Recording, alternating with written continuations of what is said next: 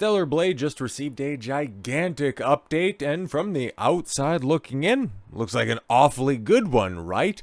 Well, when you dig a little bit below the surface, outside of, the original costumes that were promised with the original marketing, well, they seem to be back and fully restored.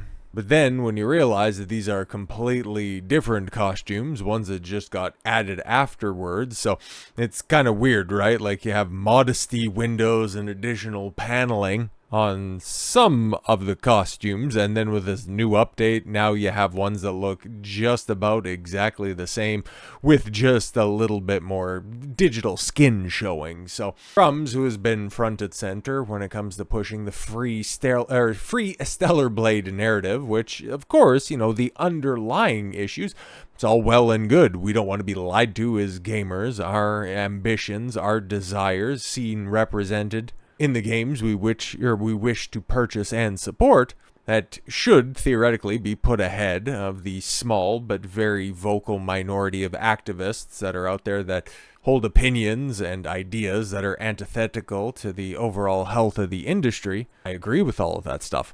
Am I of the mindset that we need to go ahead and push, more digital nudity and all this coomerism? No, absolutely not. But when it comes to free Stellar Blade, the ideas behind it, of course, just simply using this game, this developer, this publisher as a vehicle in order to push this idea, of course, I think that it's great because the game has got a lot of attention, and an 85-90% of the gaming base is going to be blue-pilled as hell. So if you sell them on the idea of they're trying to take away your big fat anime titties, okay, they're going to listen on that one. But then, of course, you can kind of slide in the back door, pause, some commentary on censorship and suppression.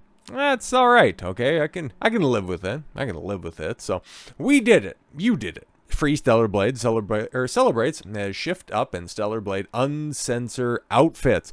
Thank you for everyone who participated in the 8-step plan and the petition. Thank you, Jammed. This is the director of the game, Kim Hyung Tae, for listening to gamers. Please sign the petition so that we can send it as a gift. At time that you guys are seeing this, I think there's still an additional day. It might end up running through the long weekend. I don't necessarily know how these change.org petitions work, but yeah, you could just about get it to 100,000. I think that they've already eclipsed 90,000. So yeah, instead of delivering in hard copy the petition that this is the number of gamers that don't want to be lied to, now, as Grums has put it, as Mark Kern has put it, it can be sent as a gift to Shift Up instead of a declaration of support for an uncensored, unaltered product.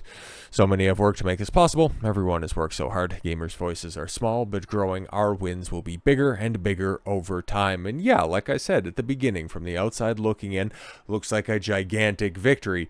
But then you realize that this patch, this update that Stellar Blade received, it includes quite a few things. I think New Game Plus got added over the top of this, a couple of other minor gameplay fixes, and another changed and altered costume. But this one's alright. This one's alright, I guess, theoretically, because the update, it's weird, right? Because we got the comparison that's out here. So there's a new costume. Okay, so I have the story on the Kunoichi outfit for Stellar Blade. It was not available to unlock in the original version, and nobody knew about it until today. You would have to unlock it today to see and down patch it to see the version on the left. That's a lot of work and not something that I'm unaware of, because in the cut after, Final Fantasy VII Rebirth had its first patch to fix some of the goofy-ass lighting that was manifesting for some players that were out there. It ended up, for some gamers, I ended up getting affected by this, locking off one of the final quests that would prevent you from getting the trophy to finishing all of the side quests. It was kind of goofy, right? And the only way that you could get the quest finished before another patch came along and fixed all the stuff, and then also fixed some additional lighting things and some textures as well, as you had to have a physical copy and you had to down patch it, return it to the 1.0 version. It was all a very strange couple of weeks. Anyways, this wasn't promised and then censored. Nobody knew about it until today. The new unlock, today's patch, looks like the one on the right. Okay, so we're going to take a look at the 1.0 and the 1.03 here. Honestly, this is Mark's opinion. I think the one on the right looks better, and I would kind of agree on this. Okay, and you take a look at the costumes that are on display right there, and quite frankly, okay, the 1.3, there's something that I do notice on this. Okay, and it's not even in the place that you'd normally think that I'm looking at, but doesn't the face of Eve look a little bit more filled out in the 0.03 version? There's something significantly different about her face. It could, of course, be the angle. This looks like it's maybe shot from a different angle, but the 1.0 version, it's kind of strange, right? Because obviously she has a visible bikini that's on. I don't know, maybe there's a couple of other things, maybe and again, this could just be from a slightly different angle, but I don't know, even if she's not wearing a visible bikini in the 0.03 patch, no, she just looks more nude in the 1.0 patch. Like, maybe that's just me, but it looks especially scandalous when you take a look at it from behind, because, yeah, 1.0 version, it makes it really apparent that you're kind of looking at things that you maybe shouldn't, at least in a puritanical perspective, and it just aesthetically looks better, because otherwise it kind of looks like she has an ultra wide butt crack if you're just playing the game at a reasonable field of view, because this is obviously zoomed in to emphasize the costume, right? But if you're playing the game even at a 80 90 FOV, which if you're playing under that in a third person action game, I don't know what the hell you're doing. Okay, maybe you're trying to work on your amateur gynecology skills, but it's weird. And as we've talked about the Stellar Blade censorship situation, and the censorship, maybe not censorship, or in the words of said director, just because the costumes are vulgar doesn't necessarily mean they're good. But it's kind of strange how you would originally design a character to be wearing more clothes, only in the second patch to remove more clothes. This was all in justification that no, we weren't told to change any of those costumes. You just ended up seeing the backlash, and then you added in the original uncensored, but you did keep the altered, the less vulgar ones, which I guess vulgarity equates to the amount of fabric in a costume. Only to have one of your newest additions have less fabric, like, it's not really making a lot of sense. And like I said, it kind of seems from the outside looking in, you get the uncensored costumes, it looks like a victory. I'm a little bit more trepidatious when it comes to giving the creators a given shift up, the pat on the back that they're, I guess, pining for in this situation. But I'll be critical of it, mostly because I want a better, more thriving, healthier gaming industry, but it's definitely a step in the right direction.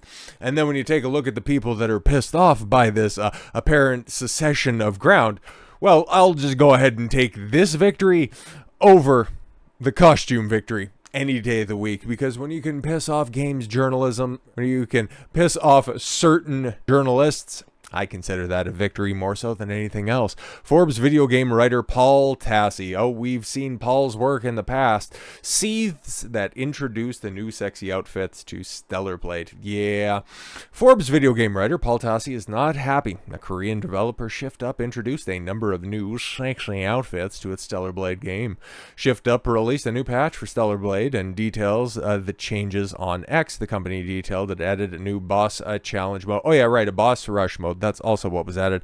Added that players can replay against defeated bosses in multiple settings. Well, that's pretty cool, man. I really kind of hope that either in a patch or in the PC release for Final Fantasy VII Rebirth, there are a couple of other changes that can be added to that. So yeah, when you can give your customers, additional quality of life, gameplay improvements free of charge in patches, that's fantastic stuff. It also introduces a new costume called the Neuralink suit that unlocks after the player defeats all bosses in the new boss challenge mode. And hey, qualitative rewards for gameplay challenges, I really like that. That definitely harkens back to old school games when you used to just buy a product and it was complete and they weren't trying to nickel and dime you after the fact. As for the two new outfits called the Midsummer Red Hood and the Midsummer Alice, the Midsummer Red Hood outfit description reads, introduced Tetrostar C&T's Midsummer Collection swimwear, where the Big Bad Wolf can't bother, yes, Red Hood's Summer Escape. Those are, of course, the previous, the original, not uncensored censored, redesigned costumes that look exactly like the ones from before. They're just packaged as brand new. So again, what changed? What changed there, director? These two outfits appear to be heavily inspired by the outfits that were previously altered when the game released, and the day one patch edited the Holiday Rabbit and Cybernetic Bondage outfits.